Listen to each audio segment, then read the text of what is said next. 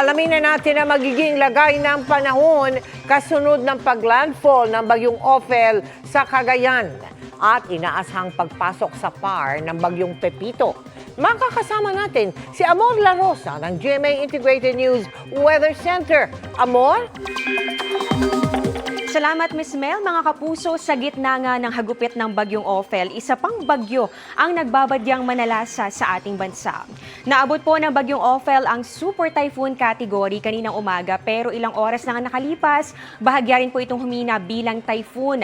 1:30 ng hapon na maglandfall po yan kanina dyan sa may Bagaw, Cagayan.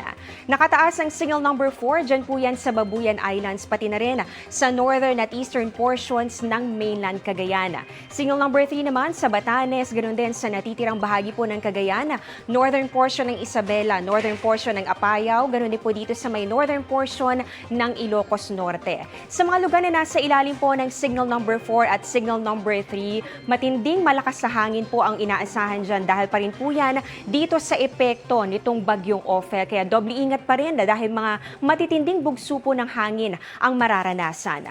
Signal number 2 naman sa western at eastern portions ng Isabela, ganoon din sa natitirang bahagi po ng Apayao, Kalinga, northeastern portion ng Abra, eastern portion ng Mountain Province at pati na rin sa natitirang bahagi ng Ilocos Norte. Nasa ilalim naman ng signal number 1 ang natitirang bahagi po ng Isabela, Quirino, northern portion ng Nueva Vizcaya, natitirang bahagi ng Mountain Province, ng Ifugao at ng Abra, ganun din dito sa northern portion ng Benguet, Ilocos Sur at ganun din sa northern portion ng Aurora. At mga kapuso, huling namataan po ang bagyong Ophel. Diyan po yan sa vicinity ng Gonzaga, Cagayan. Taglay po ang lakas ng hangin nga abot ng 165 kilometers per hour at yung pagbugso po nito papalo sa 275 kilometers per hour. Napakalakas pa rin po nitong bagyo at kumikilos po yan pa west-northwest sa bilis na 20 kilometers per hour. At makikita po ninyo dito sa satellite image, halos matakpan na po niyan itong northern Luzon. Sa forecast track po ng Pag-asa, pagkalagpas ng bagyong Ophel dito po sa bahagi po ng Luzon, sunod po nitong tutumbukin naman ngayong gabi itong Babuyan Islands kung saan po ito posibleng maglandfall ulit o di kaya naman dumikit. Saka po ito magre-recurve, yan po ay pakanan, patungo naman dito sa may silangang bahagi ng Taiwan pagsapit po ng weekend. Posibleng magtuloy-tuloy na ang paghina nito dahil po sa interaksyon sa kalupaan at unfavorable na kondisyon sa paligid po ng bagyo. Samantala sa heavy rainfall outlook po ng Pag-asa, so kanina po na pag-usapan natin yung wind signal, yan po ay babala sa lakas ng hangin. Ito naman, babala po sa lakas ng ulan. May mga matitinding ulan pa rin ngayong hanggang hapon po bukas. Diyan po yan sa may Cagayan, pati na rin po sa Batanes, Ilocos Norte at pati na rin dito sa Isabela. Habang dito naman sa Abra, Kalinga, Mountain Province, Ifugao, Quirino, Nueva Vizcaya at pati na rin po sa Aurora. Mararanasan naman po dyan yung katamtaman hanggang sa mga malalakas na pag-ulan. Base naman po sa datos ng Metro Weather, hapon at gabi bukas may mga kalat-kalat na ulan pa rin.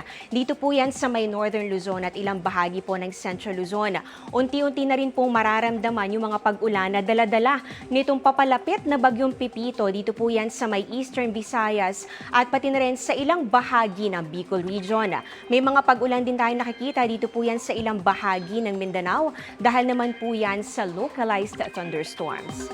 Dito po sa Metro Manila, posible rin po maranasan ng mga pag-ulan, lalo-lalo na po yan pagsapit ng hapon o kaya naman ay sa gabi. Mga kapuso, ayon po sa Pag-asa, ngayong gabi ay nasa loob na po ng Philippine Area of Responsibility. Ito pong bagyo na tatawagin po natin na bagyong Pepito. Kumikilos po yan pa west-southwest sa bilis na 30 kilometers per hour at medyo kakaiba po yan compared sa mga nakalipas sa bagyo na paangat. So ito po ay medyo pababa ngayon, pa west-southwest po ang pagkilos.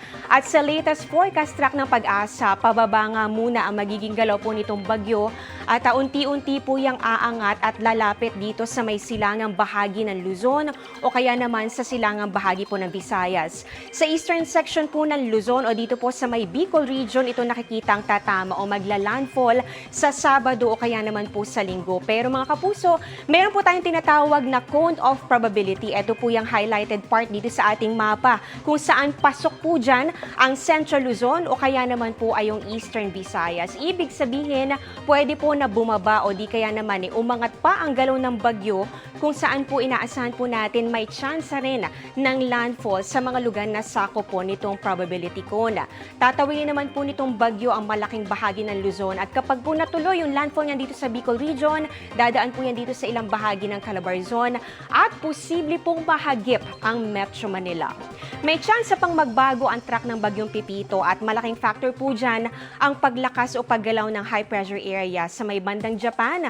Kung itutulak po nito ng tuluyan pababa itong bagyo o di kaya naman po ay magbibigay daan po yan para umangat ng konti itong direksyon nito. At dahil po mabababad pa ng matagal sa dagat bago lumapit sa lupa, hindi inaalis ng pag-asa ang posibilidad na lalo pa itong lumakas at maging super typhoon.